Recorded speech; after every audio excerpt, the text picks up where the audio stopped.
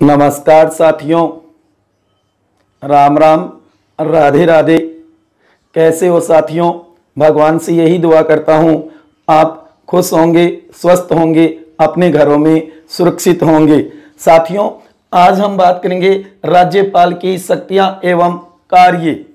जैसे कि साथियों, हमने अपनी पिछली क्लास के अंदर, पिछले वीडियो के अंदर देखा था राज्यपाल का पद भारतीय संविधान के अंदर किस तरीके से बना रखा है, उसके ऊपर हमने विस्तार से चर्चा की थी। अनुच्छेद 153 से लेकर के और 162 तक हमने विस्तार से अध्ययन किया।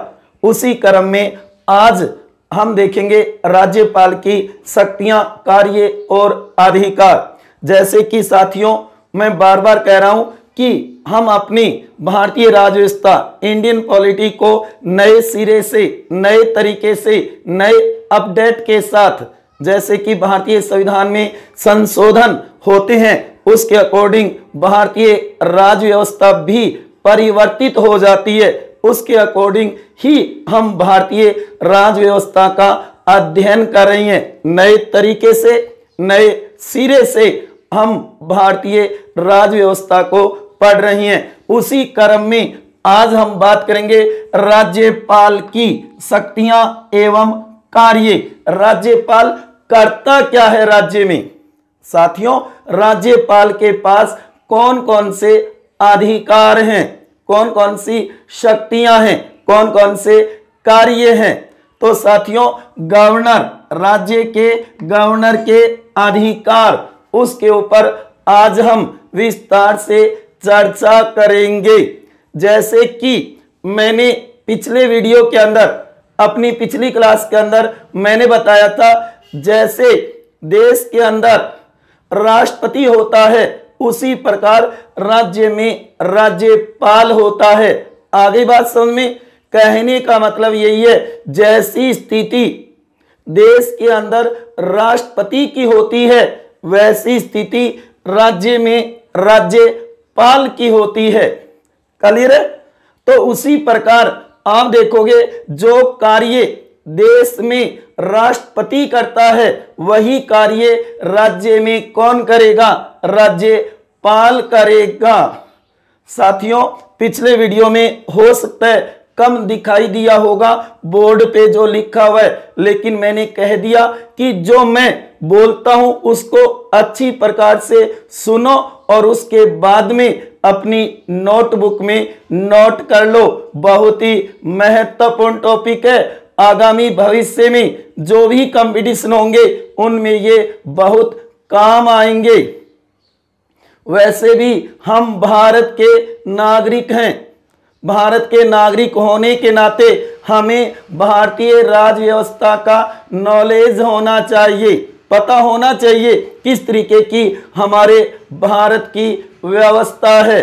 तो इसलिए भारतीय राज व्यवस्था, इंडियन पॉलिटी बहुत ही महत्वपूर्ण है। हाँ, इतना जरूर है, समय के साथ अपडेट रहना पड़ेगा, समय के अनुसार अपडेट रहना होगा, क्योंकि परिवर्तित होते रहते हैं, उसका हमें नॉलेज होना चाहिए। ये नहीं कि हमने पहले किसी कंपटीशन की तैयारी की और वही नोट्स हमारे पास नहीं, उसके अंदर अपडेट कर लेना। बहुत सी बातें चेंज भी हो जाती है। हाँ, वो प्रोसेस है, वो प्रावधान रहेगा, लेकिन उसके अंदर कुछ नई बातें और जुड़ जाती है, तो उन्हें जरूर जोड़ लेना मेरे साथियों, प्यारे विद्यार्थियों। ठीक है ना? तो जैसी स्थिति केंद्र में, देश में राष्ट्रपति की होती है वैसी स्थिति राज्य में राज्यपाल की होती है। वही शक्तियां जो राष्ट्रपति के पास है राज्य में राज्यपाल के पास है। लेकिन तीन शक्तियां, गौर करो साथियों, तीन महत्वपूर्ण शक्तियां राष्ट्रपति के पास तो है लेकिन राज्य के राज्यपाल के पास नहीं है। कौन कौन सी? साथियों गौर करो, सैनिक शक्ति, सैन्य कार्य, जो कि राष्ट्रपति तीनों सेनाओं का सर्वोच्च सेनापति होता है, सर्वोच्च कमांडो, तीनों सेनाओं के अध्यक्षों की नियुक्ति करता है। युद्ध और शांति विराम की घोषणा करता है, लेकिन ऐसी शक्ति राज्य में राज्यपाल को नहीं है। उसके बाद में नंबर 2, आपातकालीन शक्तियां अनुच्छेद 352, 356, 360 ये तीनों आपातकालीन शक्तियां, संकटकालीन, इमरजेंसी, ये ध्यान रखना राष्ट्रपति के पास है, राज्यपाल के पास नहीं है। क्लियर है बात? हाँ। उसके बाद में तीसरी जो कि वैदेशिक कूटनीतिक शक्ति, विदेशों से संबंधित, फॉरेन पॉलिसी, विदेश नीति संबंधित कह दो। कहने का मतलब विदेशों में राजदूतों की नियुक्ति, उच्चायुक्तों की, वाणिज्य दूतों की नियुक्ति राष्ट्रपति करता है। विदेशी राजदूत जब भारत में आते हैं तो उन्हें प्रमाण पत्र देता है, रहने की अनुमति देता है, विदेशों से हुए संधि समझौतों पर हस्ताक्षर करता है। कौन? राष्ट्रपति। और कभी कभी विदेशों में भारत का प्रतिनिधित्व भी करता है, कभी कभी। वैसे तो प्रधानमंत्री करता है, विदेशों में हमारे देश का प्रतिनिधित्व है। 125 करोड़ जो हमारी जनसंख्या है, भारतवासी, उनका प्रतिनिधित्व है प्रधानमंत्री करता है। ठीक आ गई समझ में? तो कहने का मतलब ये वैदेशिक कूटनीतिक जो कार्य हैं ये राष्ट्रपति के पास तो है, लेकिन राज्यपाल के पास नहीं है। क्लियर है बात? समझ में आ गई? कहने का मतलब ये तीन शक्तियां राष्ट्रपति के पास तो है, लेकिन राज्यपाल के पास नहीं है। इन तीनों को नोट कर लेना। वैसे तो मेरे कई साथी ये कहेंगे सर क्षमादान की शक्ति, मृत्युदंड और फांसी को माफ करना। हां जी, राष्ट्रपति मृत्युदंड या फांसी को, आजीवन जो सजा दी जाती है उसको माफ कर सकता है, लेकिन राज्यपाल नहीं कर सकता। लेकिन प्यारे विद्यार्थियों, इसके पास जो न्यायिक शक्ति है उसमें क्षमादान की शक्ति तो है ना। अपराधियों को ये मानो सजा मिली है 5 साल, 10 साल, 15 साल, 20 साल, उसको तो माफ कर सकता है ना। न्यायिक क्षेत्र में काम तो है ना राज्यपाल की। आगे बात समझ में? तो वो डिफरेंस वैसे माना जा सकता है कि मृत्युदंड और फांसी को माफ नहीं करेगा, अन्य सजाओं को माफ और कम कर सकता है। लेकिन इन तीन क्षेत्रों में तो राज्यपाल कुछ कर ही नहीं सकता। कोई शक्तियां है ही नहीं, कोई अधिकार है ही नहीं, कोई कार्य है ही नहीं। हाँ, इन तीनों को छोड़ करके जो काम केंद्र में राष्ट्रपति करता है वही काम राज्य में राज्यपाल करता है। आगे बात समझ में? तो आज हम राज्यपाल की शक्तियां एवं कार्य, राज्य के गवर्नर के अधिकारों के ऊपर चर्चा कर रही हैं साथियों। अब देखो राज्यपाल के पास कौन कौन सी शक्तियां हैं जो इस डायग्राम के माध्यम से मैंने आपके सामने लिखी है। गौर करो साथियों, एकदम स्पष्ट दिख रहा होगा। इन क्षेत्रों में राज्यपाल को कई महत्वपूर्ण कार्य कह दो, शक्ति कह दो, अधिकार कह दो, पावर कह दो, राज्यपाल के पास है। ठीक है, यहां तक आ गया ना समझ में? अपनी तैयारी को गति दो, एक नया आयाम दो, स्मार्ट स्टडी बनाओ। भारतीय राज्य व्यवस्था में कोई क्वेश्चन गलत ना हो, इसलिए अपडेट रहो और संविधान के अकॉर्डिंग शब्द से, क्रम से तैयार कर लो। प्यारे विद्यार्थियों, बहुत काम आएगा आगामी भविष्य में जो कंपटीशन होंगे जिसमें आप शामिल होंगे, इसलिए हमें सफलता प्राप्त करनी है। जो मैं बार बार कहता हूं कि मेरा एक ही उद्देश्य, एक ही लक्ष्य है और वह है आपकी सफलता। मारो उद्देश्य था कि सफलता। आ गई बात समझ में? मारो उद्देश्य था कि सफलता है, इसलिए मैं ज्यादा से ज्यादा मैटर आप तक पहुंचाना चाहता हूं जो कि आप तैयार कर सको। आगामी कंपटीशन में अगर उससे जुड़ा हुआ कोई भी क्वेश्चन आ जाता है तो आपका गलत ना हो और हमारा सिलेक्शन भी श्योर हो जाए, सुनिश्चित हो जाए। साथियों गौर करो, भारतीय राज्य व्यवस्था पर अति महत्वपूर्ण विषय है भारतीय राज्य व्यवस्था, इंडियन पॉलिटी।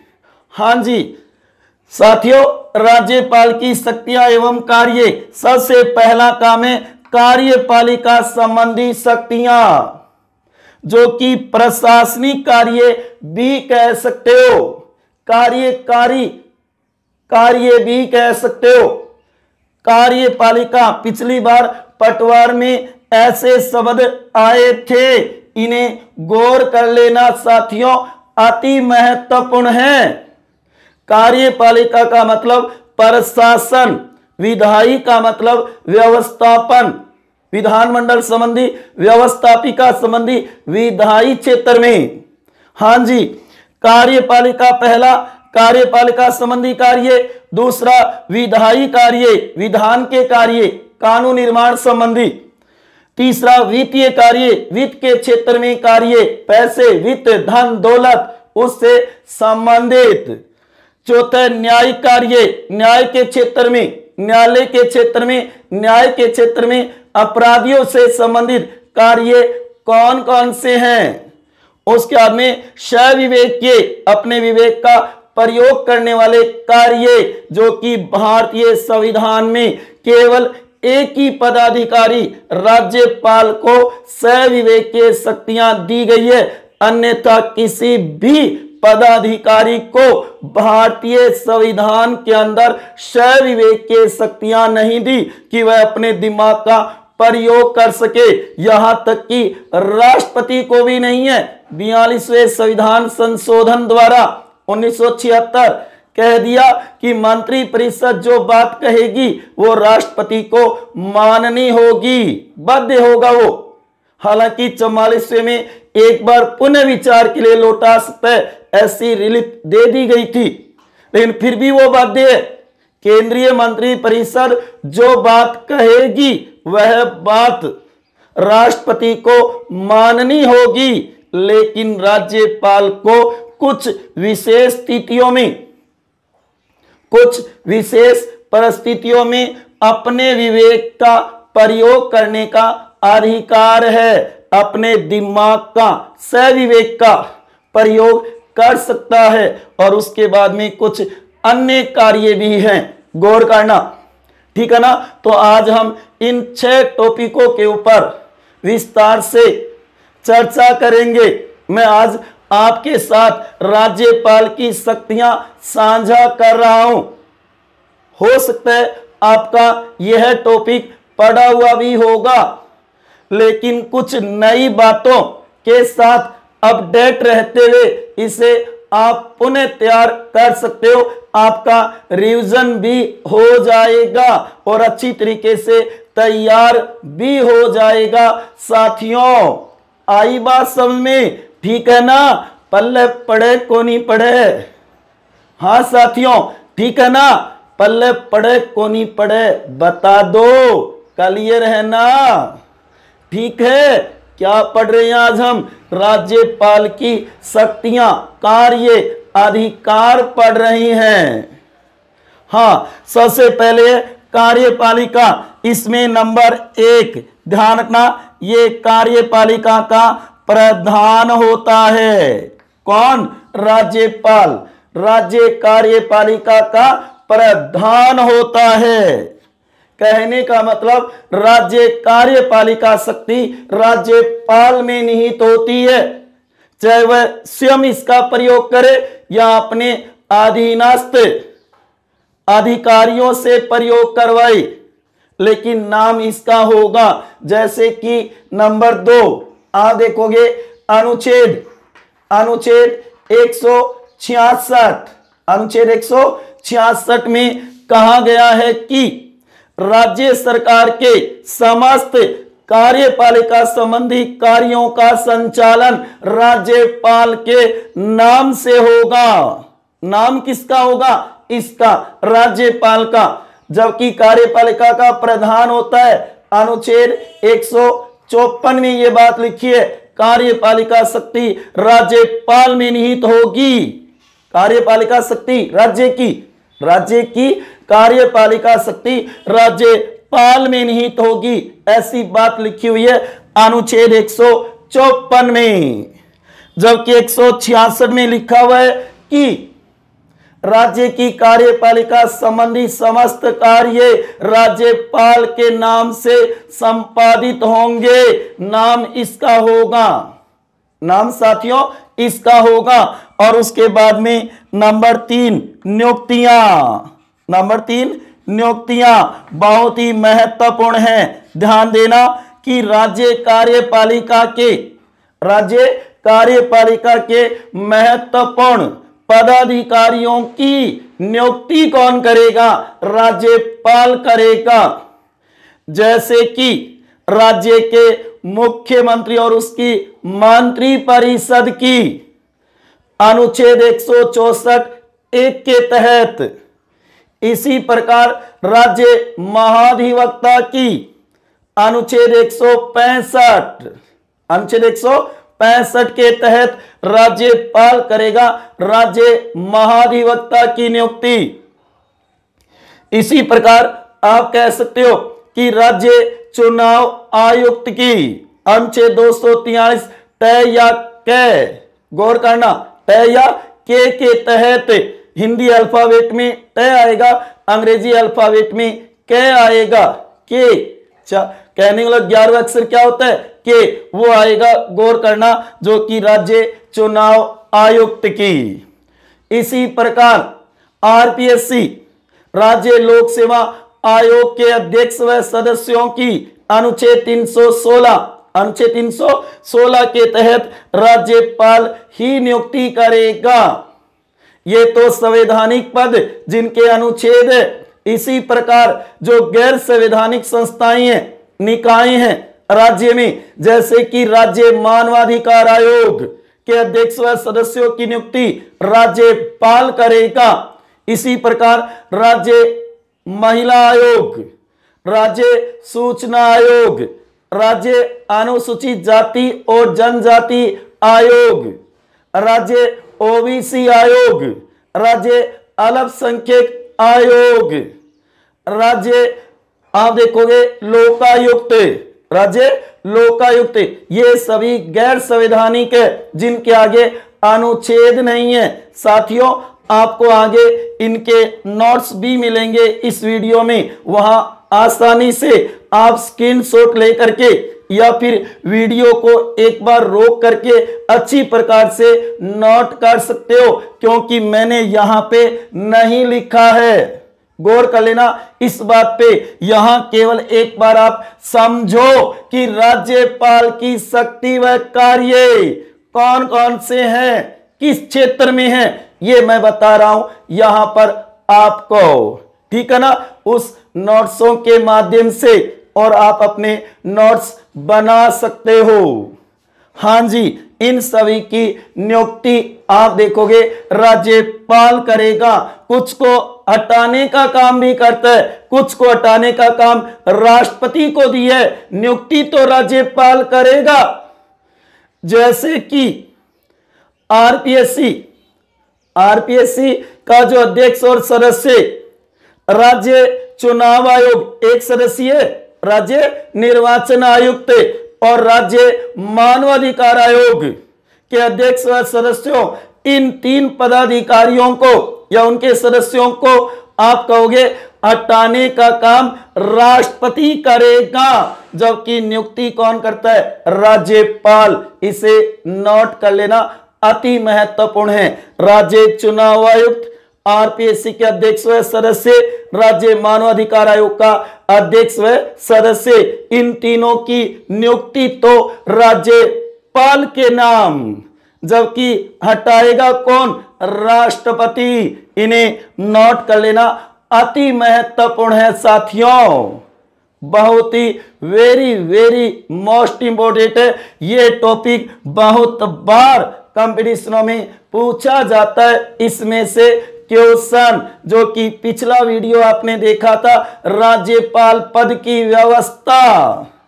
आ गई बात समझ में? हाँ साथियों, अगला काम है विधायी, विधान के कार्य, विधान व्यवस्थापन संबंधी, कानून संबंधी राज्य विधानमंडल के क्षेत्र में इसे कौन कौन से काम है, वेरी वेरी मोस्ट इंपॉर्टेंट है। सेम वही काम जो केंद्र में राष्ट्रपति के होते हैं, राष्ट्रपति के होते हैं, वही काम राज्य में राज्यपाल के होंगे, बस नाम परिवर्तित। ध्यान रखना, राष्ट्रपति वाले टॉपिक में आपने विधायी कार्य देखे थे, याद किए हो तो, जो कि आप देखोगे जहां संसद नाम लिखा है वहां यहां पर लिखना होगा विधानमंडल, वहां पे लोकसभा नाम लिखा है तो यहां लिखना होगा विधानसभा, वहां पे अगर राज्यसभा नाम लिखा है तो यहां पे लिखना होगा विधान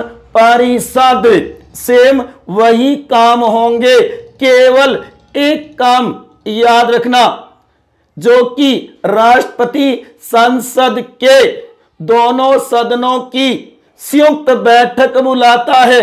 3 स्थितियों में संयुक्त बैठक बुलाता है, जबकि राज्यपाल राज्य विधानमंडल के 2 सदन, जो कि 6 ही राज्यों में हैं, विधानमंडल के दोनों सदनों की संयुक्त बैठक नहीं बुलाता, क्योंकि होती नहीं है विधानमंडल की संयुक्त बैठक। बस ये पॉइंट कट हो जाएगा।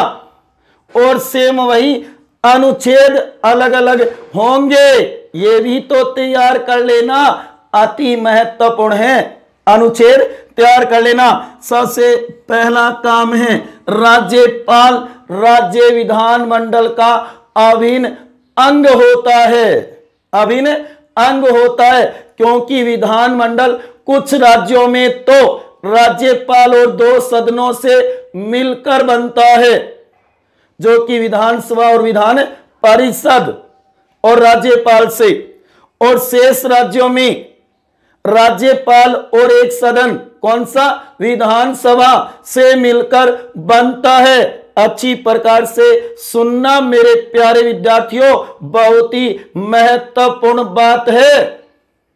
हाँ, सबसे पहला जो विधायी क्षेत्र में काम है कि राज्यपाल राज्य विधानमंडल का अभिन्न अंग होता है, अभिन्न अंग होता है। ये बात लिखिए अनुच्छेद 168 में, अनुच्छेद 168 में ये बात लिखी हुई है। जबकि राष्ट्रपति वाला याद करो कि राष्ट्रपति संसद का अभिन्न अंग होता है, अनुच्छेद 79।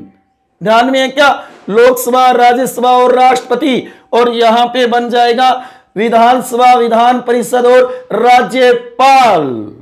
अभिन्न अंग होते हैं, क्योंकि इसके हस्ताक्षर के बिना राज्य में कानून बनेगा ही नहीं। जब ये हस्ताक्षर करेगा, अनुमति देगा, तभी कोई विधेयक अधिनियम बनेगा, कानून बनेगा। आगे बात सुनिए। नंबर 2, जो कि राज्य विधान परिषद में, गौर करना, राज्य विधान परिषद में 1/6 सदस्यों को मनोनीत करता है, मनोनीत करता है अनुच्छेद 171 के तहत, अनुच्छेद 171 के तहत, जो कि साविकसस, ध्यान देना, जो कि साविकसस,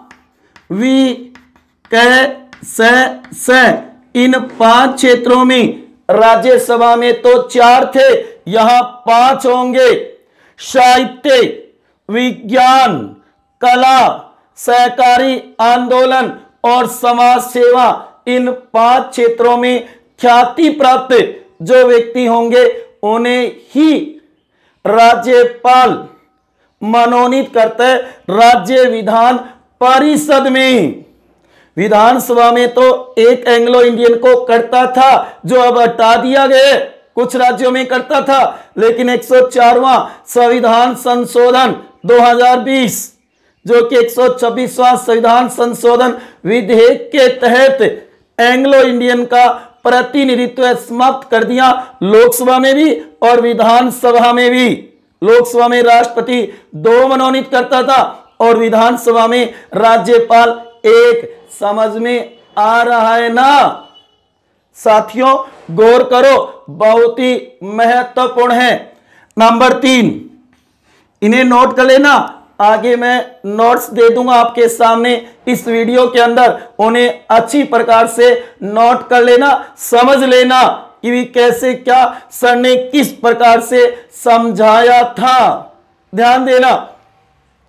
उसके बाद में जो राज्य विधानमंडल है उनके सत्र बुलाना, सत्रावसान करना, संबोधित करना और विधानसभा को भंग करना, विधानसभा को, मंडल को नहीं, क्योंकि विधान परिषद भंग नहीं होती। हाँ, संसद समाप्त कर सकती है उसको, उत्साधन और सर्जन कर सकती है संसद, लेकिन भंग नहीं होगी।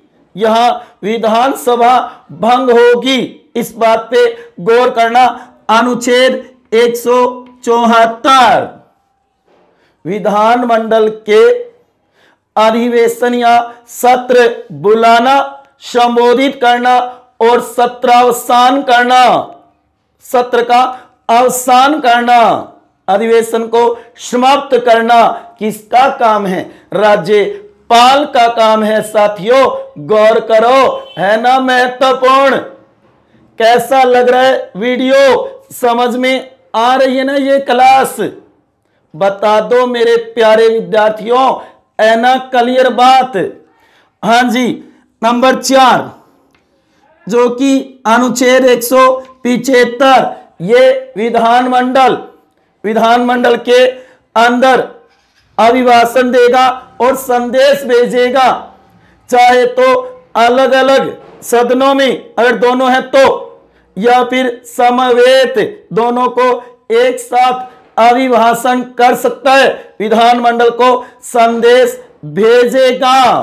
गौर कर लो साथियों, 175 का अनुच्छेद ये बात कहता है कि राज्यपाल विधानमंडल में अभिभाषण करेगा। हाँ जी।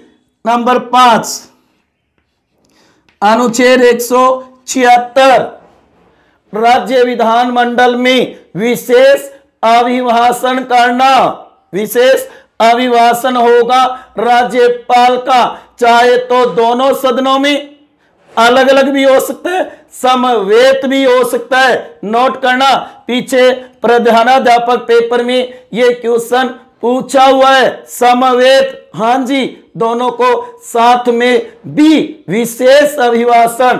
यह विशेष है, यह केवल अभिभाषण है, यह संदेश भेजना भी है, गौर करना साथियों।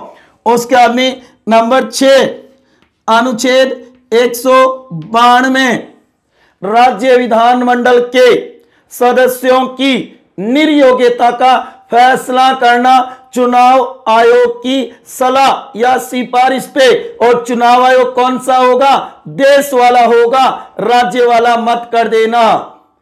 केंद्रीय चुनाव आयोग, इलेक्शन कमीशन, उसकी सलाह पे राज्य विधानमंडल के सदस्यों की निर्योग्यता का फैसला करेगा। लेकिन याद रखना, दल बदल संबंधी निर्योग्यता का फैसला सदन का अध्यक्ष करता है। अनुसूची 10 के पैरा नंबर 2 के अनुसार, पैरा नंबर 2 के अनुसार अध्यक्ष करेगा सदन का। ये बात तो समझ में आई होगी, जो मैंने कई बार आपको बता दी है साथियों।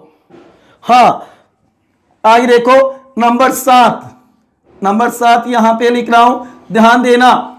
कोई भी विधेयक धन विधेयक है या नहीं, इसका फैसला तो विधानसभा अध्यक्ष करेगा, लेकिन जो धन विधेयक ना, वो इसकी अनुमति के बाद, स्वीकृति के बाद ही सर्वप्रथम राज्य विधानसभा में पेश होगा। अनुच्छेद 199 में ये बात लिखी हुई है कि राज्य का कोई भी धन विधेयक राज्यपाल की पूर्व स्वीकृति के बाद ही विधान सभा में पेश होगा, विधान परिषद में नहीं। सेम वही बात है, केंद्र वाली बात याद है तो वही बात राज्य पे लागू होती है साथियों। आगे बात समझ में। और इसी में राज्य के धन विधेयक की परिभाषा भी दे रखी है, परिभाषा भी दे रखी है 199 में। नंबर 8 ध्यान देना, अनुच्छेद 200 राज्य का कोई भी विधेयक, राज्य का कोई भी विधेयक ये मानो राज्यपाल के हस्ताक्षर के बाद ही कानून का रूप ग्रहण करेगा। कानून तभी बनेगा, अधिनियम तभी बनेगा जब राज्यपाल उस पे हस्ताक्षर कर देगा, अनुमति दे देगा। आई बात समझ में, अनुमति दे देगा। राज्यपाल के पास 3 शक्तियां इस क्षेत्र में, या तो उसे हस्ताक्षर कर देगा, अनुमति दे देगा, अधिनियम बन जाएगा, या फिर वह उसे मना कर देगा तो अधिनियम नहीं बनेगा और कुछ विधेयक वो अपने पास सुरक्षित रख लेगा राष्ट्रपति की अनुमति के लिए। वो बात भी 200 में है, राष्ट्रपति की अनुमति के लिए, जबकि राष्ट्रपति अनुमति देगा 201 अनुच्छेद के तहत, 201 के तहत सुरक्षित रखेगा 200 में राज्यपाल कि भाई ये विधेयक तो केंद्र के संबंध है, राष्ट्रपति के हस्ताक्षर जरूरी है, तो मैं अपनी जेब में डालता हूं, जब भी मैं दिल्ली जाऊंगा राष्ट्रपति से मिलूंगा उस समय उनसे हस्ताक्षर करवा कर ले आऊंगा। आई क्या बात समझ? ये बात भी 200 में है, ये बात भी 200 में है। उसके बाद में अति महत्वपूर्ण काम, अनुच्छेद 213 वेरी वेरी मोस्ट, अनुच्छेद 213 ध्यान देना, अध्यादेश शक्ति राष्ट्रपति की तो 123 में और यहां 213। गौर करो साथियों, जो कि आप देखोगे 123 राष्ट्रपति की अध्यादेश शक्ति, और जबकि ये एक बीच में आ जाएगा तो 213 ये हो जाएगी राज्यपाल की। आई बात समझ में? 213 वो तो है 1 2 3 और ये हो जाएगी 2 1 3 2 1 3 राज्यपाल की अध्यादेश शक्ति। जब राज्य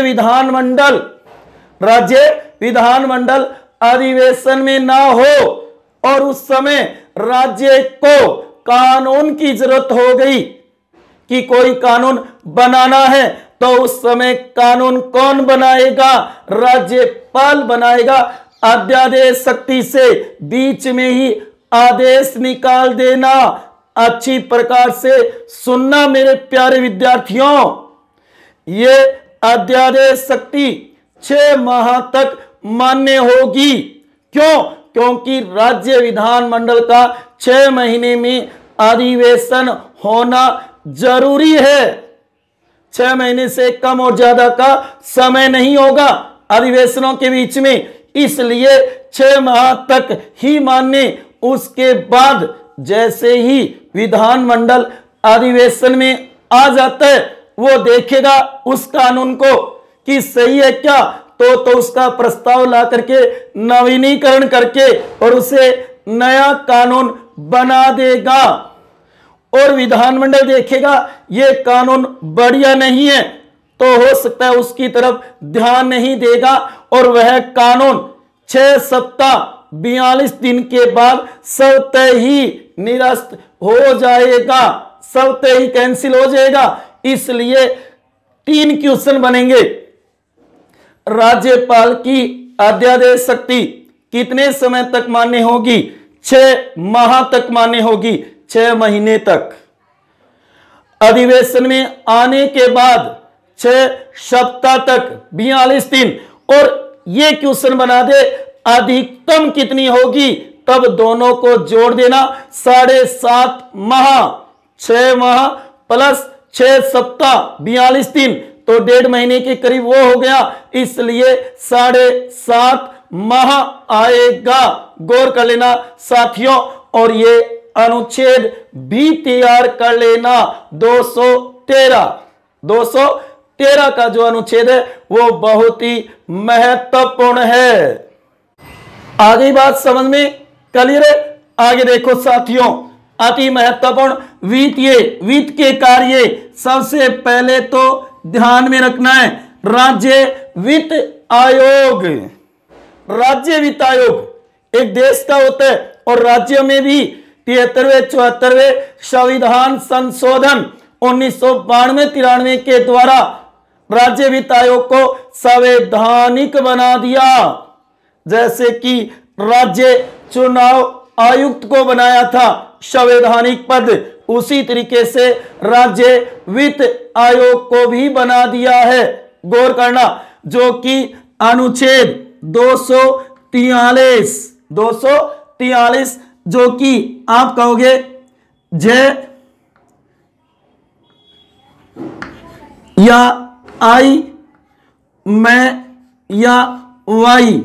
गौर करना साथियों, अति महत्वपूर्ण है। ये ग्रामीण के लिए, ये शहरी के लिए, ये तो ग्रामीण के लिए होगा और ये शहरी के लिए होगा। ध्यान देना, अति महत्वपूर्ण है। दोनों में प्रावधान है, दोनों में प्रावधान किया गया है। तो याद रखना, 5 वर्ष के लिए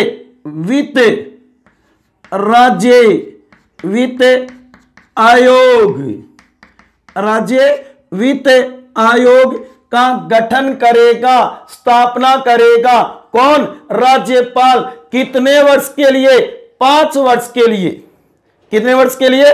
5 वर्ष के लिए। जैसे कि हमारे राजस्थान में 5 वित्त आयोग गठित हो चुके हैं। वर्तमान में 5वां चल रहा है डॉक्टर ज्योति किरण की अध्यक्षता में 2015 से 20। सबसे पहले के गोयल, कृष्ण कुमार गोयल 1995 से 2000। उसके बाद में हीरालाल देवपुरा की अध्यक्षता में 2000 से 2005।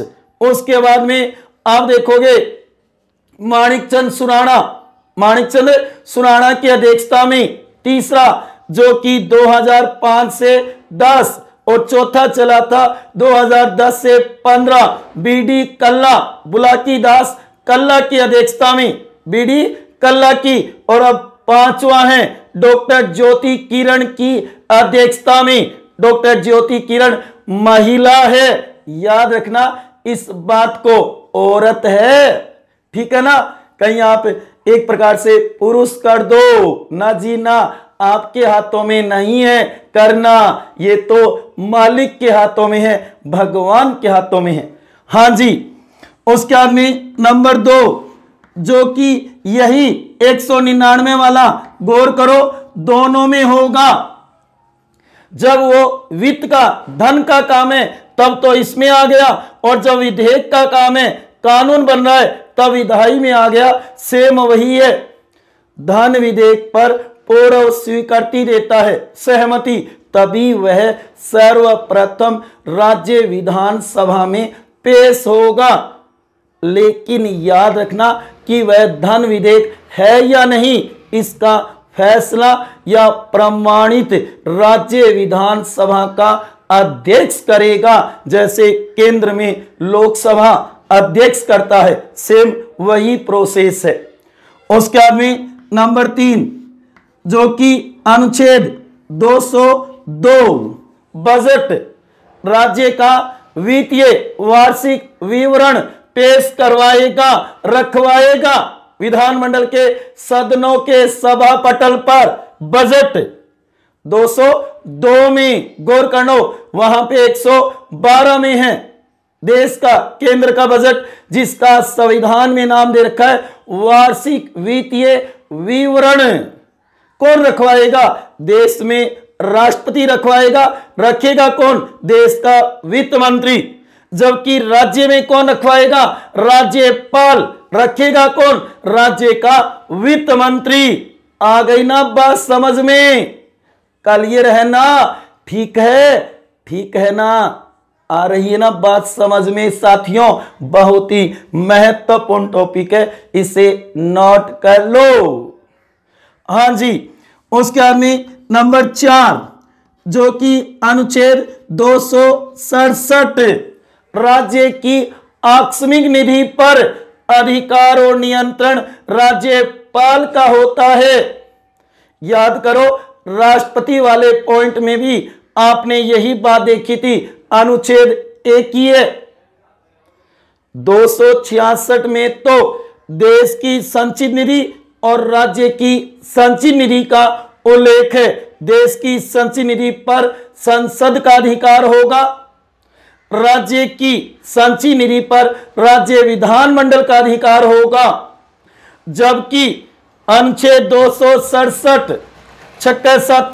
अनुच्छेद 267 के तहत आकस्मिक निधि का उल्लेख है, जो कि देश की आकस्मिक निधि पर तो राष्ट्रपति का अधिकार और नियंत्रण होगा, जबकि राज्य की आकस्मिक निधि पर राज्यपाल का अधिकार और नियंत्रण होगा। आ गई ना बात समझ में? क्लियर है ना? हम नए सिरे से, नए तरीके से, नए अपडेट के साथ पढ़ रही हैं भारतीय राज व्यवस्था, इंडियन पॉलिटी, नए तरीके से। आगे ना बात समझ में? हाँ जी, तो इसे नोट कर लेना, दोनों का उल्लेख यहीं पे है, चाहे देश की हो चाहे राज्य की हो। कई मेरे प्यारे विद्यार्थी कहेंगे सर संचित निधि और आकस्मिक निधि में अंतर क्या है? संचित निधि है ना, उससे तो महीने टू महीने पैसे निकलते हैं, तनख्वाहें, जबकि आकस्मिक निधि है ना, उससे तो अचानक पैसे निकाले जाते हैं जब देश या राज्य को जरूरत होती है। कोई मुआवजा देना है, किसी को बोनस देना है, या मानो किसी को पुरस्कार राशि देनी है, तब यहां से पैसा निकलता है। आ गई बात समझ में? क्लियर है ना साथियों? बहुत ही महत्वपूर्ण है। राज्यपाल की वित्त के क्षेत्र में राज्य के अंदर जितनी भी अनुदान मांगी है ना, वो इसके द्वारा ही स्वीकृत की जाती है। विनियम विधेयक हो, लेखा अनुदान हो, अन्य कोई भी मांग हो, वो इसके द्वारा ही की जाती है, जो कि वित्तीय कार्य में आप कह सकते हो। आगे बात समझ क्लियर है ना साथियों? अति महत्वपूर्ण है आज वाला टॉपिक, राज्यपाल की शक्तियां व कार्य। हाँ जी, न्यायिक क्षेत्र में सबसे पहला काम जो कि अनुच्छेद 161, याद है क्या? अनुच्छेद 161 में क्या है बताओ साथियों, प्यारे विद्यार्थियों? 161 कल वाला वीडियो जो अपना पिछला वीडियो था वो देखा होगा। अनुच्छेद 153 से 162 तक मैंने एकदम क्लियर करवा दिया था ट्रिक के साथ। अगर आपने नहीं देखा हो तो मेरे YouTube चैनल पे जाकर के प्ले लिस्ट के अंदर देख सकते हो प्यारे विद्यार्थियों। ठीक है, 161 में है क्षमादान शक्ति। राज्य के किसी भी सजा प्राप्त अपराधी को ये क्षमा कर सकता है, केवल मृत्युदंड और फांसी को माफ नहीं करेगा। इसके अलावा सजा कितनी भी हो उसे ये माफ कर सकता है, कम कर सकता है, लघुकरण कर सकता है, पर विलंबन कर सकता है, परिहार कर सकता है। ठीक है, 161 में क्षमादान। नंबर 2 अनुच्छेद 233 जिला न्यायाधीश, जो जिले के अंदर सत्र न्यायालय होता है, जिला सत्र या सेशन न्यायालय होता है ना, उसके न्यायाधीशों की नियुक्ति कौन करेगा? राज्यपाल करेगा। हाई कोर्ट के न्यायाधीशों को मत कर देना, क्योंकि हाई कोर्ट के न्यायाधीशों की नियुक्ति राष्ट्रपति करता है।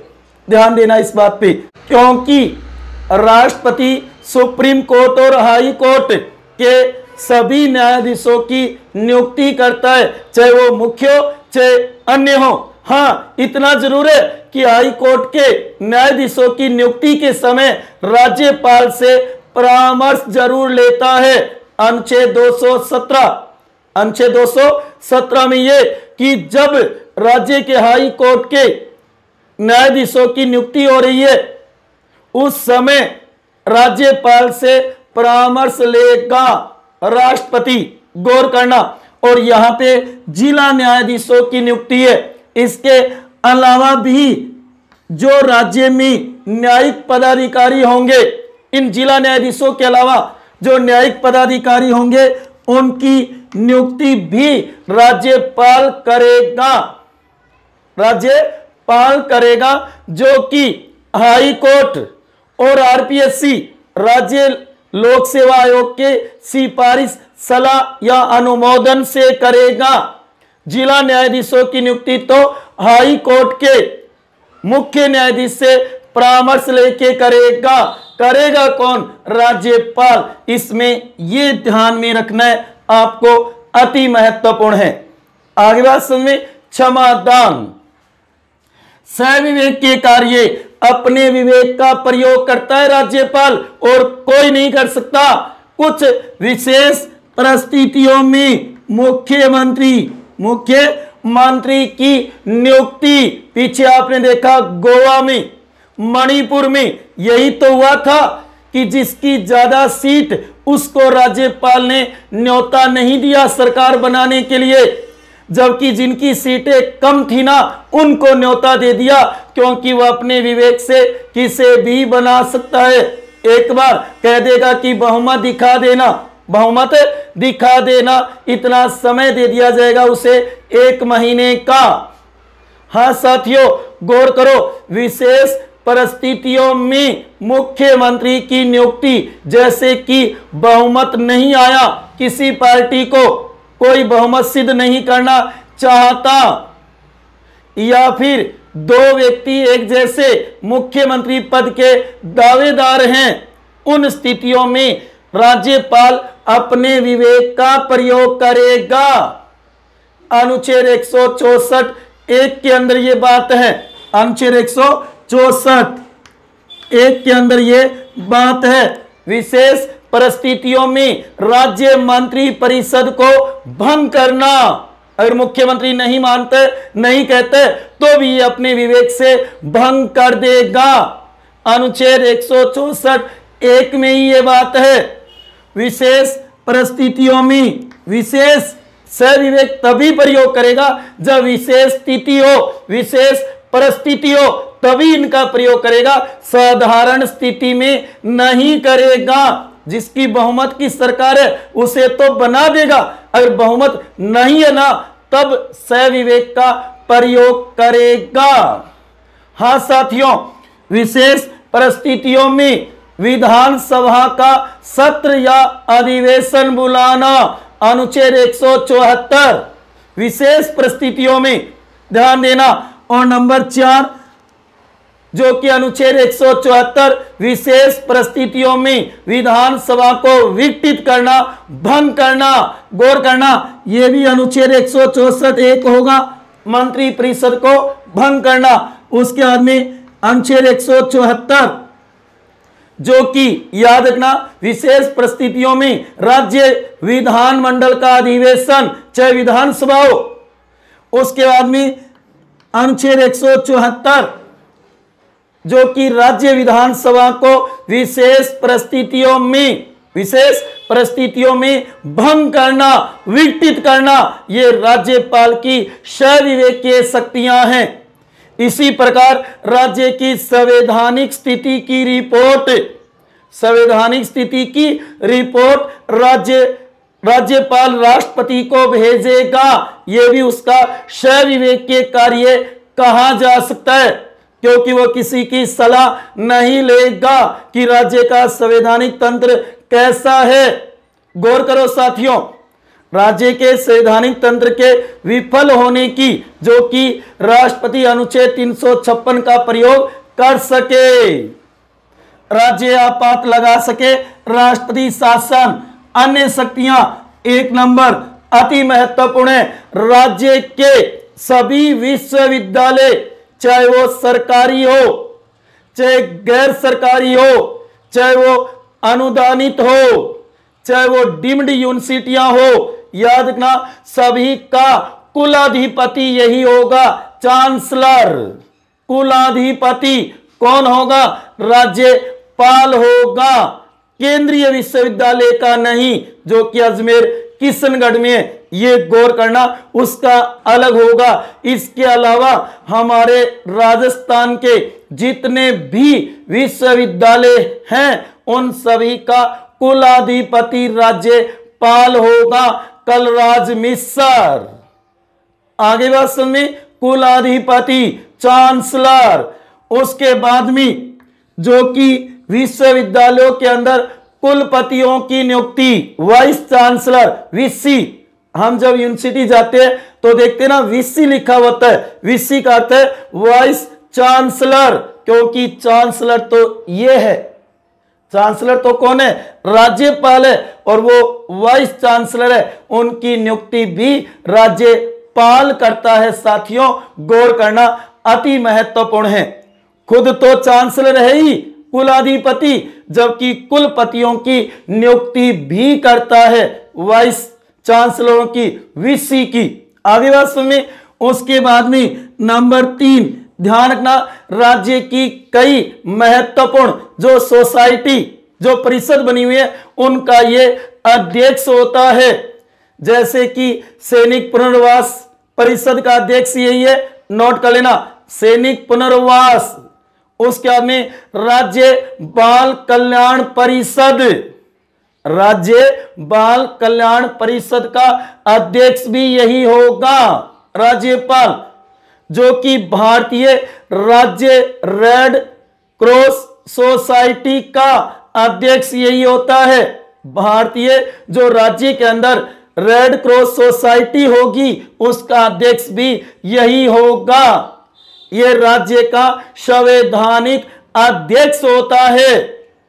ऐसी भूमिका है कि संविधान के अनुसार इसको अध्यक्ष बना दिया, राज्य का संविधान का रक्षक यही है। ऐसी इसकी पद स्थिति और भूमिका है कि संवैधानिक अध्यक्ष के रूप में काम करेगा, एक प्रकार से केंद्र सरकार का प्रतिनिधि के रूप में काम करेगा।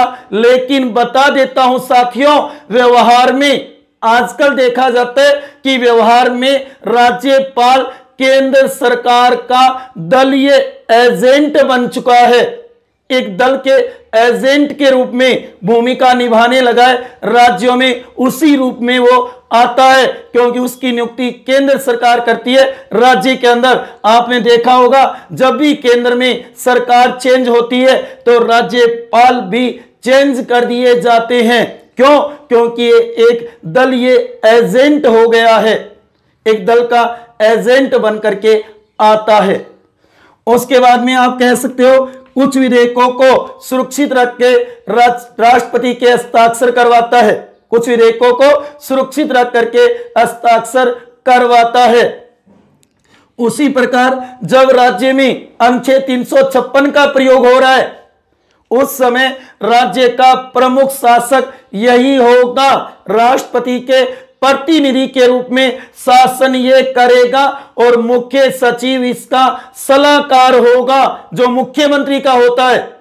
क्योंकि अनुच्छेद 356 राष्ट्रपति शासन के समय राज्य में मुख्यमंत्री और मंत्री परिषद नहीं होगी, तो शासन कौन करेगा? शासन करेगा राज्यपाल। कौन करेगा? राज्यपाल। और उसका सलाहकार कौन होगा? मुख्य सचिव होगा। कौन होगा? मुख्य सचिव होगा। इस बात को भी गौर कर लेना अति महत्वपूर्ण है। इस तरीके से राज्यपाल की शक्तियां एवं कार्य, जो कि कार्यपालिका, विधायी, वित्तीय, न्यायिक, सहविवेकीय और अन्य शक्तियां कही जा सकती है। साथियों गौर करना बहुत ही महत्वपूर्ण टॉपिक है, जो कि मेरे को उम्मीद है कि ये टॉपिक अब आपके एकदम क्लियर हो गया होगा। वैसे देखा जाए तो ये सारे काम इसके नहीं बल्कि राज्य के मुख्यमंत्री और उसकी मंत्री परिषद के हैं। इनको छोड़ करके, सहविवेक को छोड़ करके इन सभी शक्तियों का वास्तव में प्रयोग हकीकत में मुख्यमंत्री और उसकी मंत्री परिषद करती है। देख लो चाहे आप व्यवहार में, इसीलिए तो भारत की प्रथम महिला राज्यपाल, बहुत बढ़िया क्वेश्चन है, भारत की पहली महिला राज्यपाल। कई मेरे प्यारे विद्यार्थी कहेंगे भारत की महिला राज्यपाल, भारत में राज्यपाल कब होता है? राष्ट्रपति प्रधानमंत्री होते हैं। हां जी, क्वेश्चन यही बनेगा कंपटीशन में, जो कि भारत की पहली महिला राज्यपाल, वो ये पूछना चाहता है कि भारत राज्य में, भारत देश में जितने भी राज्य हैं उसके अंदर पहली महिला कौन बनी और कहां बनी? तो याद रखना, सरोजनी नायडू। कौन बनी थी? सरोजनी नायडू, याद कर लेना। सरोजनी नायडू यूपी उत्तर प्रदेश की बनी थी 1947-48 में। ये देखो 47-48 में, हां जी, उत्तर प्रदेश उस समय ए श्रेणी का राज्य था, जहां पर उस समय गवर्नर बना दिए गए थे यूपी में। गौर करना, राजस्थान में तो 1 नवंबर 1956 को बने थे, जबकि यूपी में बना दिया गया था। सरोजनी नायडू भारत की पहली महिला राज्यपाल थी, जबकि भारत की पहली महिला मुख्यमंत्री पूछे तो सुचिता कृपलानी होगी, सुचिता कृपलानी होगी। याद रखना, उत्तर प्रदेश की बनी थी वो भी। और अगर राजस्थान की महिला पूछे, पहली राजस्थान की पहली महिला राज्यपाल, तो होगा प्रतिभा पाटिल। 2004 से 7 बाद में वो राष्ट्रपति भी बन गई थी। आगे बात सुनिए, तो मैं ये कह रहा था कि सरोजनी नायडू, जिसे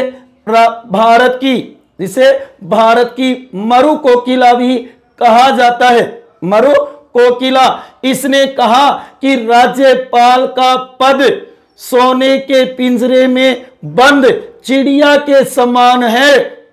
ये जो राज्यपाल का पद है वो सोने के पिंजरे में बंद चिड़िया के समान है, क्योंकि पिंजरा तो कैसा भी हो वो बंधन में ही रहेगी। ये थोड़ी है कि पिंजरा काठ का है, लकड़ी का है, या आप कहोगे सोने का है, चांदी का है, लोहे का है, किसी का भी हो, है तो बंदी सी ना, प्रतिबंध में तो रहेगी एक प्रकार से चिड़िया। उसी प्रकार राज्यपाल भी सोने के पिंजरे में एक बंद चिड़िया के समान है। ये थोड़ी है सोने का पिंजरा है तो वो एकदम खुशी खुशी रहेगी, हंसती हंसती थोड़ी रहेगी, है तो बंदी सी, समझ गए ना। उसके बाद में नेहरू ने कहा कि राज्यपाल का पद गाड़ी के 5वें पहिए के समान है, स्टेपनी 5वें पहिए के समान है, क्योंकि इसका प्रभाव कब होता है, कब दिखेगा? जब अनुच्छेद 356 लगेगा राज्य में, राष्ट्रपति शासन, उस समय राज्यपाल अपना प्रभाव दिखाता है, शासन करता है राष्ट्रपति के प्रतिनिधि के रूप में, अन्यथा तो इसका कोई काम नहीं है, रबर स्टंप मोहर है। इसी प्रकार गाड़ी में देखा होगा, गाड़ी तो 4 पहियों से चलती है, 4 पहियों से चलती है ना, 4 टायर ही तो होते हैं, लेकिन 5वां टायर, 5वां पहिया उसके अंदर होता है स्टेपनी के रूप में। जब ये मानो कोई भी पहिया पंचर हो जाए, खराब हो जाए, तो उस स्थिति में उसको निकाल करके और स्टेपनी को काम में लिया जाता है। तो यही स्थिति राज्यपाल की है। जब राज्य में प्रशासन, संवैधानिक तंत्र विफल हो जाए, मुख्यमंत्री मंत्री परिषद ना रहे, उस समय राज्यपाल शासन करेगा राज्य के अंदर। आगे बात समझ में। इसी प्रकार पी सीतारमैया ने कहा कि राज्यपाल तो आए हुए मेहमानों को आओ भगत करना, चाय पानी नाश्ता करवाना है, और कुछ काम नहीं है इसका, और कुछ भी काम नहीं है। विजय लक्ष्मी पंडित ने कहा कि राज्यपाल का पद तो वेतन का आकर्षण है, केवल वेतन मात्र मानो और कुछ नहीं है, क्योंकि ये तो रबर स्टंप मोहर है और कुछ नहीं है। साथियों गौर करना, यह है राज्यपाल की शक्तियां, ये शक्तियां राज्यपाल के पास नहीं है, इन्हें तैयार कर लेना। इन नोट्सों के माध्यम से भी आप तैयार कर सकते हो, इन नोट्सों के माध्यम से भी, जिसके अंदर दिया हुआ कार्यपालिका शक्ति नोट कर लेना, अति महत्वपूर्ण है। उसके बाद में 2 नंबर दी हुई है विधायी शक्ति व कार्य, जो कि अति महत्वपूर्ण है। 10 पॉइंट बताए मैंने, जो अंडरलाइन कर रखी है ना उनको तो ज्यादा तरीके से तैयार करना साथियों, अति महत्वपूर्ण है। उसके बाद में 3 नंबर है वित्तीय शक्तियां व कार्य। उसके बाद में 4 नंबर न्यायिक शक्तियां व कार्य, नोट कर लेना, अति महत्वपूर्ण है। 5 नंबर है सविवेकीय शक्तियां व कार्य। 6 नंबर है अन्य शक्तियां, अति महत्वपूर्ण अन्य शक्तियां, इन्हें जरूर तैयार कर लेना। ये नोट्स जो आपके सामने दिख रही हैं इन्हें अच्छी प्रकार से नोट कर लेना। चाहो तो स्क्रीनशॉट ले लेना या वीडियो को रोक करके और अपनी नोटबुक में नोट कर लेना। मेरे प्यारे विद्यार्थियों, अति महत्वपूर्ण है ये सभी नोट्स। राष्ट्रपति के बाद देखा जाए तो राज्यपाल का पद अति महत्वपूर्ण है भारतीय राज्य व्यवस्था में, तो इन्हें जरूर तैयार कर लेना मेरे प्यारे विद्यार्थियों। साथियों, ये आपने देखे अति महत्वपूर्ण नोट्स। अब आप ये देखोगे राज्यपाल की शक्तियों का चार्ट जो आपने समझा है। जहां तक मेरे को उम्मीद है, आपसे आशा है कि ये टॉपिक आपको एकदम क्लियर हुआ होगा। जो आगामी हमारा टेस्ट है 12 अक्टूबर को, उस समय याद रखना इस टॉपिक को ज्यादा से ज्यादा क्वेश्चन करना। और अगर आपको ये वीडियो अच्छा लगा हो तो अपने दोस्तों और सहेलियों के साथ शेयर कर देना। साथियों और प्यारे विद्यार्थियों, अभी तक मेरे चैनल को सब्सक्राइब नहीं किया तो मेरे चैनल को भी सब्सक्राइब कर देना प्यारे विद्यार्थियों, ठीक है। और अंत में यही कहूंगा, सदा खुश रहो, हंसते रहो, मुस्कुराते रहो, प्रेम से मस्त रहो, अपना और अपनों का ध्यान रखो, घर में रहो, सुरक्षित रहो, अपनी तैयारी को निरंतर जारी रखो। इस बार जो भी पहला आपका कंपटीशन हो उसको आप फाइट करो, यही मैं आपसे उम्मीद करता हूं। यही मेरा आशीर्वाद है आपको कि आप अपनी मंजिल को प्राप्त करो, सफलता को प्राप्त करो। साथियों और प्यारे विद्यार्थियों, आपका बहुत बहुत धन्यवाद जो आपने अपना कीमती समय निकाल करके ये वीडियो देखा और सुना है अच्छी प्रकार से। हाँ, थोड़ा बड़ा जरूर है लेकिन साथियों है महत्वपूर्ण। मेरे वीडियो आपको थोड़े बड़े लंबे लग रहे होंगे लेकिन है बहुत ही महत्वपूर्ण, हेल्पफुल है। आगे देखना भविष्य में बहुत काम आएंगे और उस समय याद करोगे कि हाँ, होशियार जी सर ने हमें भारतीय राज्य व्यवस्था, इंडियन पॉलिटी बताई थी और वही आज हमारे याद है। बहुत से मेरे प्यारे विद्यार्थियों का सहयोग, स्नेह, प्यार मेरे को मिल रहा है जिससे मैं ऊर्जावान हो रहा हूं, मेरा मनोबल बढ़ रहा है, उत्साह बढ़ रहा है। इसी के आधार पर तो मैं ज्यादा से ज्यादा मैटर आप तक पहुंचाता हूं। मेरा एक ही उद्देश्य, आपकी सफलता, मारो उद्देश्य थांकी सफलता, थांकी सफलता। आ गई ना बात समझ में? तो इसी के साथ आपका बहुत बहुत आभार और धन्यवाद। जय हिंद, जय भारत।